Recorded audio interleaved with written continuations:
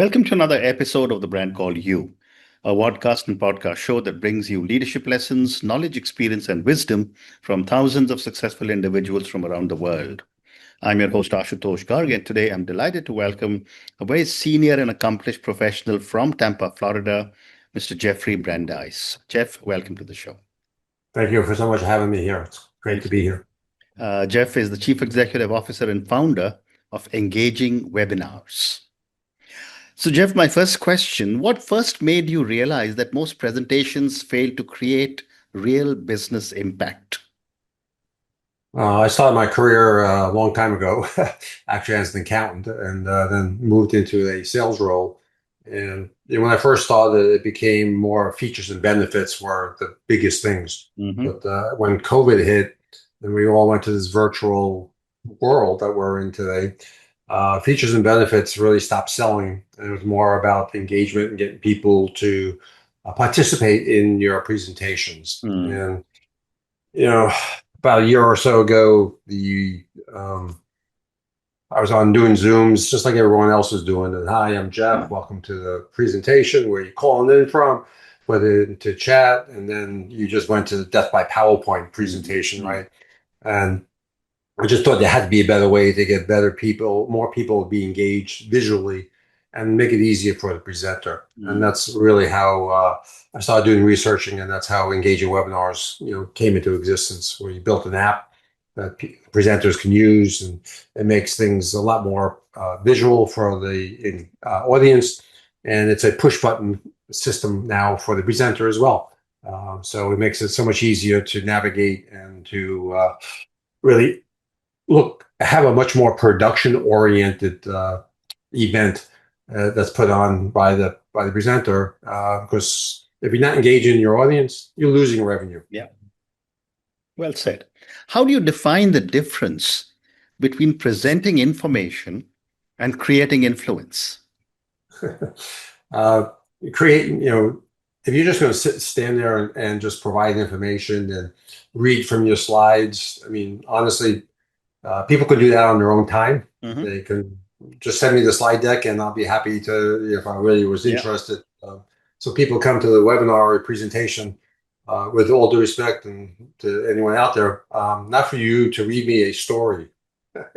It's to help me, solve a problem. So help me, what can I do to help solve your problem? So, what kind of influence can you have on my business? So understand my pain, my challenges, and kind of talk to me as I'd want to be spoken to be able to earn your trust, earn your influence, if you would, on how you can impact my business. That's the real difference to me. Amazing. And what, in your view, Jeff, are some of the common mistakes professionals make when presenting to clients or teams?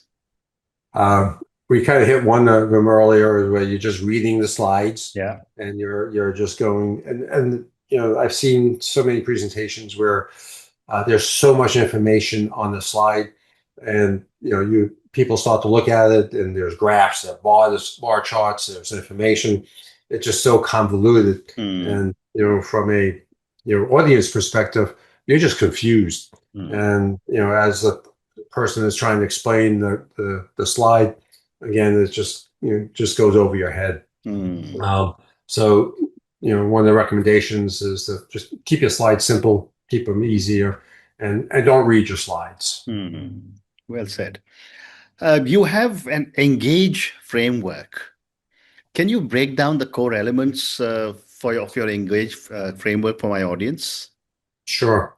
The Engage framework is the 6-step process or framework, and each of the letters in the Engage means stands for something different. So the E in the first E is to establish where the client is, what is their pain, why are they here today, and really what you want to do is kind of move them along the framework at some point to get them into whatever your next step is. So the end is to really name the outcome. So they're in pain, they're having difficulty, and you need to set the stage of here you are today. And as we go through our presentation today, this is what we're going to be able to do for you and paint that nice rosy picture. The other G is to First G is I kind of like to phrase it, give them a show. Mm, Okay. Get excited about your product. mm, Get them to talk about your testimonials. Tell them a story. Get interactive with them, and don't just kind of just tell them or talk to them for 45 minutes. The A is why you're there. Why are you the authority of of your space? Why mm, should people do business with you? So mm, as you're going through the E and G, saw that you're building that authority, your expertise, your credibility, testimonials that you've done this before, and that's really so important in the process. mm, And then the next G is really probably one of the most challenging aspects of people doing webinars, and mm. that is to get people to attend your webinar. Correct. Okay. Yeah, it's not only get them to attend, but it's also what do you do afterwards? So you're posting, you're doing your email follow-up, you're doing your texting, you got your 10-minute warning, things like that. But even more important, or just as important, I should say, is what happens after the webinar. And a lot of companies or people don't have the follow-up implemented in their processes or in their systems. A lot of people, and I see this also very often, is 100 people sign up for your presentation, Mm, 20 of them show up, mm, and most people just focus on the 20. Okay. But you had 80 other people raise their hand, say, yes, I'm interested. I mean, you're losing revenue by not doing follow up there. yeah. So you got to have a system in place to do that too. Mm, And then the last E is the probably another big challenge for people who are not used to going from a story into extending the offer. mm, What is the next thing you want the people to do?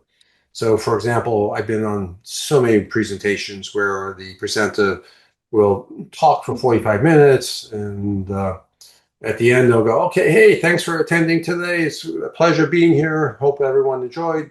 Have a great day. mm, Okay. So what did that do for you? Okay.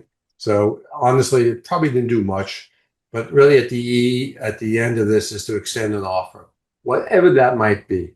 It's the next call to action. It's booking an appointment. yeah. It's maybe if it's depending on what you're selling, it's a call to purchase or something to that nature. So you got to be able to transition through your presentation and naturally go into that extended next step. And every call, even a presentation that you're doing on a one-to-one, you should always have that next action step, as I like to call Mm. it. And Well that's the said. engage framework. Yeah, yeah. I love all the 6 points of your Engage framework, and I'm sure my viewers and listeners will make notes of them, what you've told us. Moving on, Jeff, why does an audience lose attention so quickly during a presentation? And what are the first 60 seconds of a presentation supposed to achieve? So people lose focus or attention in a presentation.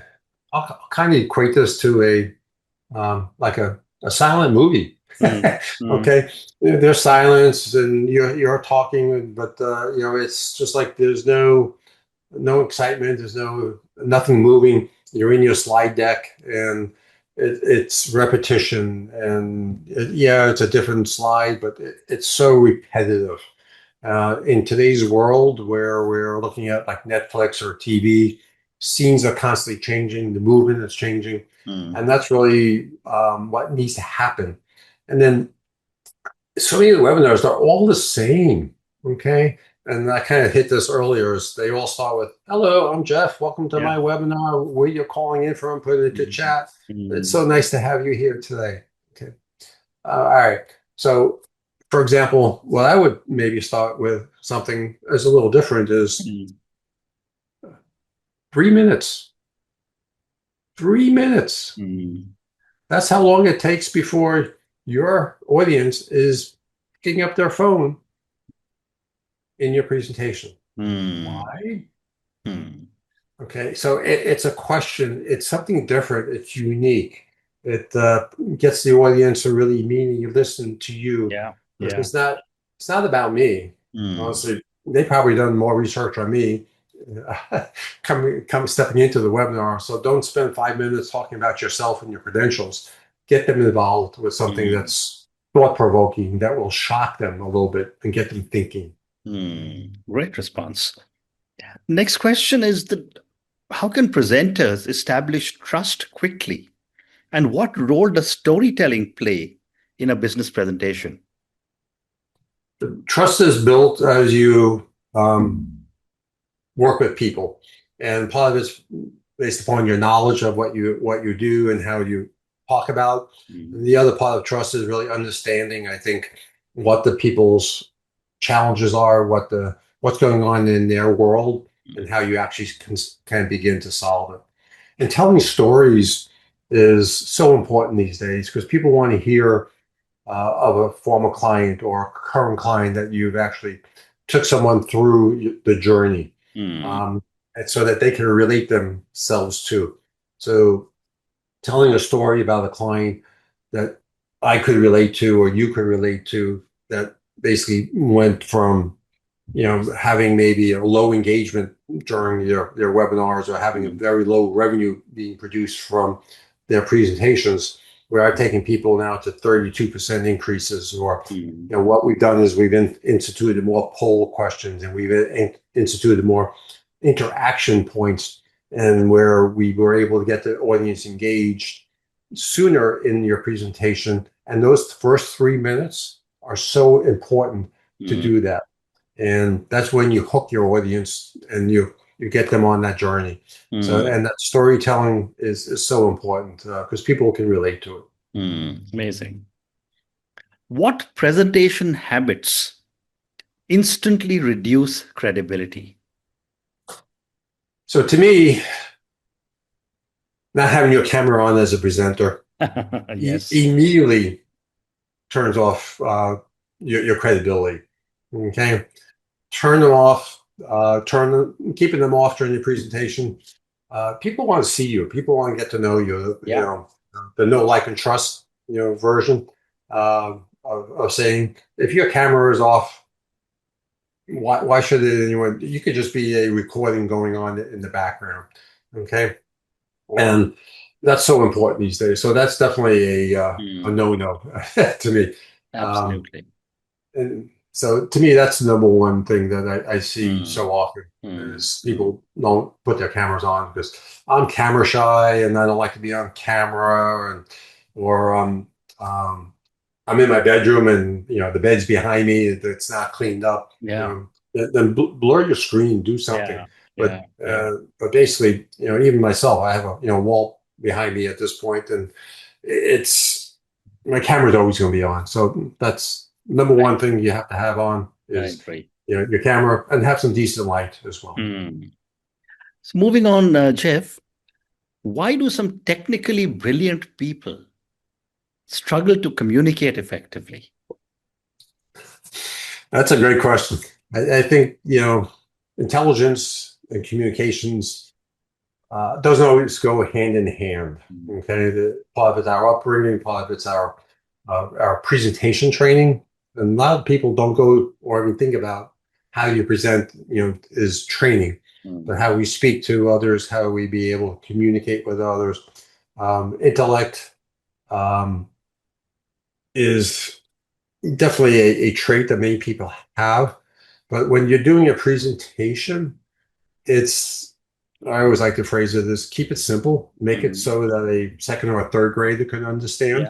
A lot of people, again, use these fancy intellectual people will use these fancy words, or the other common thing I see happen is they'll use acronyms and that they're very aware of.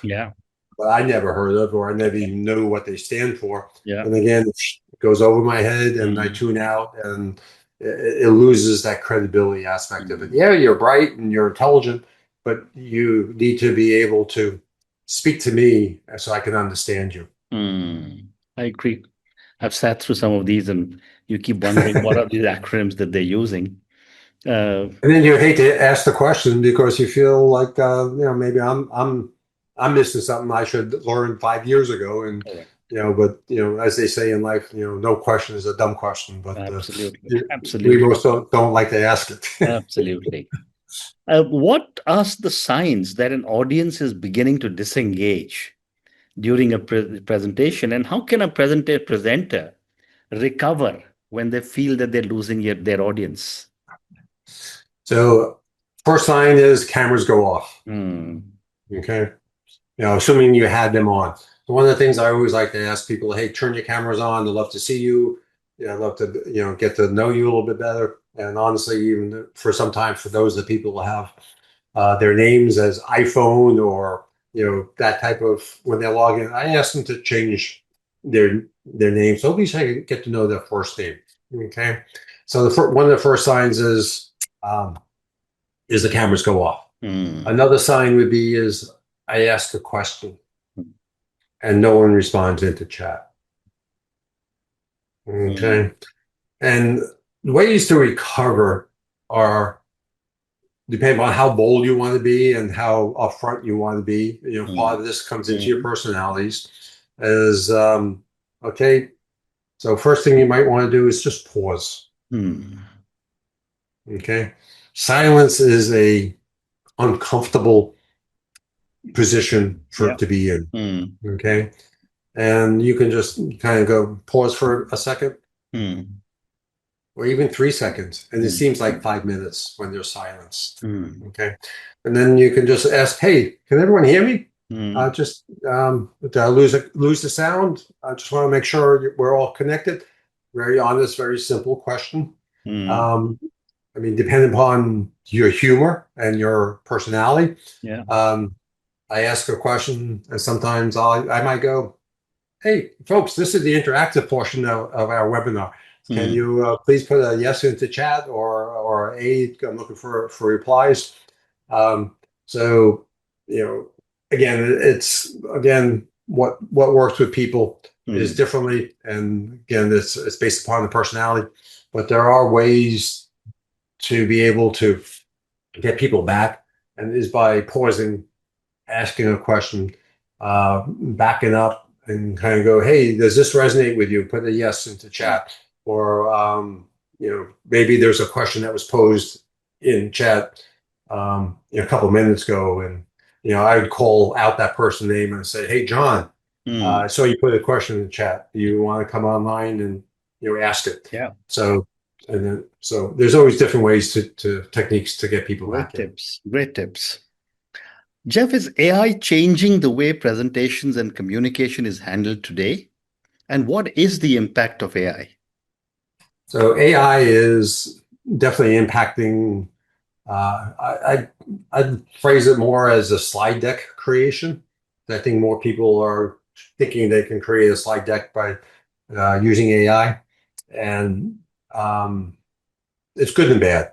I will sometimes use AI to help me create something, but it's never perfect. It never comes out the way I want it to come out, and it's always one of those things that be careful what you put in front of people, because it might come back and hurt you at some point because you haven't really proofed your slides. Now that you have the AI avatars, so people think that they can create a video using using yourself as an avatar. People know when it's not you being live, and at the end of the day, yes, AI is going to have an impact, but the A is still, it's artificial. It's not you. It doesn't show the personality. It doesn't show the feelings. It doesn't show the relatability. And so it does impact, how people are doing webinars and presentations. But at the end of the day, it's still not going to, in my mind, replace that personal feeling and that touch. Yeah, well said.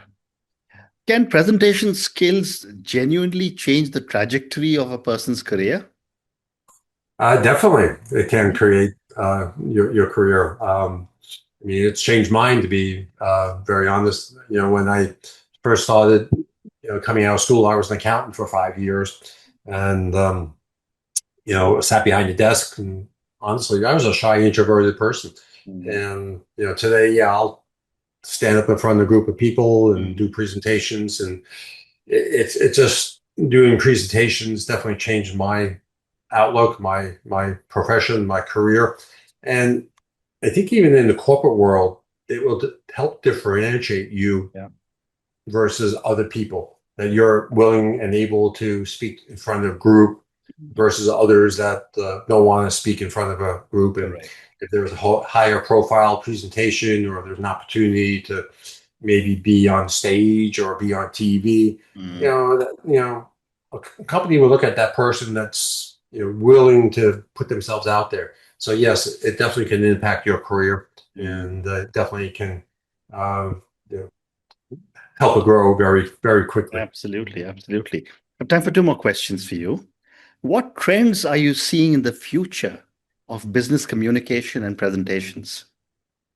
So the trend is really moving towards a little bit. We talked about AI. I think AI will continue to come in, and even into a chat as we begin to have people ask more questions in chat, and some easier answers can be answered by the AI in there. Um, so I think that will become a little bit more of a common happening in there. Obviously, we have AI note takers now, and they summarize things for us there. And then the other aspect of that would be is addressing the people's needs Mm, is really, as I said earlier, people have done research about you and your company even before they came to the webinar. So differentiating yourself even more in the future is mm, going to be, really the key in growing your business mm. and creating that revenue. And that's where I think that engage framework comes into play even more, is that you have a process in place, that you have a framework in place that you follow. And I think I saw this 20 years ago, and you see it even today. Most people are skip steps in their sales process and in their presentations, and then they're typically further ahead of their clients or the prospects. So because they've skipped the steps, so making sure you basically check off all Yeah, your yeah. steps in your process Well said. is going to be more important as you move forward in the future. Great response. And my last question for you, Jeff. If every professional could improve just one communication skill immediately, what should it be and why? I think the communication skill that we all need to improve upon is the words that we choose and how we communicate them. Mm, Okay. One of my, and I'm not perfect either at all the time, but one of the adages that I always try to, when I communicate with people, is how would I want to be treated if I was on the other side of the desk? mm, Okay.